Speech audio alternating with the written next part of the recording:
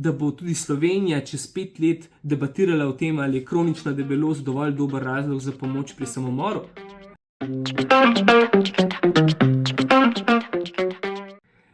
Verjetno veste, da se zbirajo podpisi za razpis zakonodajnega referenduma o zakonu o pomoči pri samomoru. In nekaj podpisov še manjka, ampak imamo še cel teden časa, da jih zberemo. In v teh debatah okoli tega zakona velikokrat pride do izraza argument, da je zakon dober, ker je omejeno število ljudi, ki lahko kandidira za pomoč pri samomoru. In to ne drži čisto. Zakaj?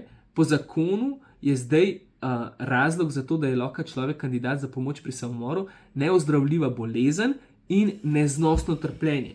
Pričemer je to neznosno trpljenje zelo široko definirano in v bistvu je veliko interpretacij, kaj vse bi lahko pasalo po to neznosno trpljenje. Ampak tudi, če v bistvu bi bilo ta definicija neznosnega trpljenja neprodušno zaprta in bilo res zelo jasno definirano, v katerih primerih človek lahko zaprosi, to še vedno ne bi bil dosti dober razlog za to, da bi bili samozavestni pri sprejemanju tega zakona. Zakaj? Zato, ker ta definicija se vedno samo lahko razširi.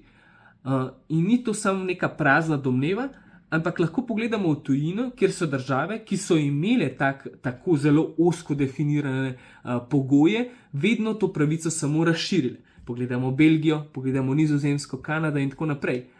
In vedno se v bistvu krog upravičencev širi in razlogov, zakaj človek lahko kandidira za evtanazijo in pomoč pri samomoru, je vedno več.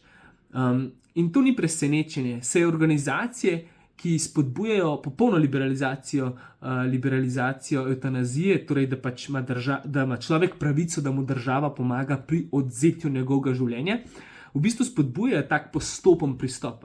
Da postane najprej družbeno sprejemljiva evtanazija, je treba zelo omejenemu krogu najprej omogočiti, potem pa lahko počasi krog upravičencev širimo na čedalje več, dokler v bistvu razlogov, zakaj, dodatnih razlogov, razen želje po smrti, v bistvu ni več. In zelo dober primer je tukaj Kanada.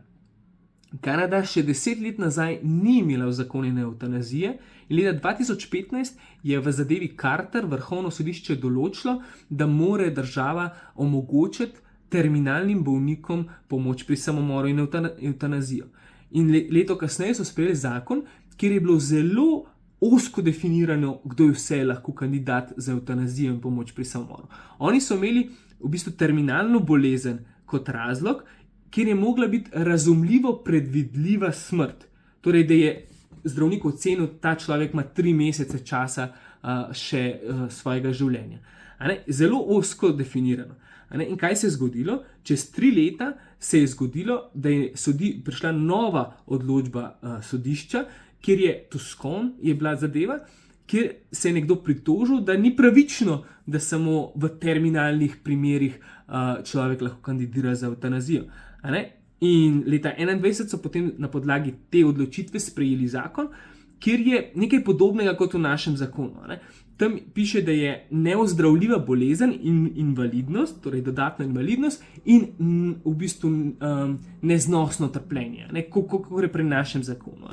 In to je zelo v bistvu široko, zato ker ti lahko imaš neozdravljivo bolezen, ampak razlog, zakaj ti delaš samomor, je pa lahko nekaj drugega. Zato imamo velikokrat absurdne primere, kjer imajo ljudje sicer neozdravljive bolezni, ampak razlog, zakaj so pa delali samomor, je pa recimo insufficient housing, torej pač, da nimajo stanovanja ali pa osamljenost.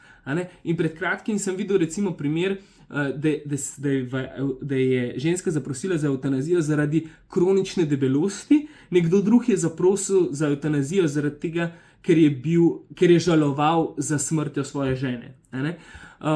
Tako da teh primerov je zelo veliko, absurdni so. Zdaj pa debatirajo v Kanadi o tem, ali bi novorojenčke evtanazirali z neozdravljivimi boleznimi in če bi spustili starostno mejo 18 let in da bi tudi otroci pod 18 let lahko kandidirali za evtanazijo. Leta 2023 je kar 300 ljudi v bistvu umrlo oziroma bilo evtanaziranih na podlagi tudi demence. 100 izmed njih je bila demenca glavni razlog, zakaj so zaprosili za evtanazijo. In leta 2027 se bo ta njihov zakon razširil, da bo glavni razlog, zakaj lahko človek prosi za evtanazijo, tudi lahko psihološka bolezen. In v bistvu vidimo, da je Kanada dober primer te progresije zakonodaje, kjer ni potreba sprejeti novega zakona ali pa neposredno novega zakona. Lahko odločba sodišča določi, da je pravica preveč omejena in da jo je treba razširiti.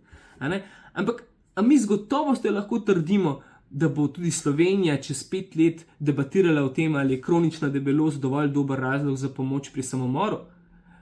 Z gotovostjo tega ne moremo trditi. Se pa moramo vprašati, ali smo res pripravljeni to tvegati. In če ti misliš, da ne, potem pejdi in podpiši za referendum.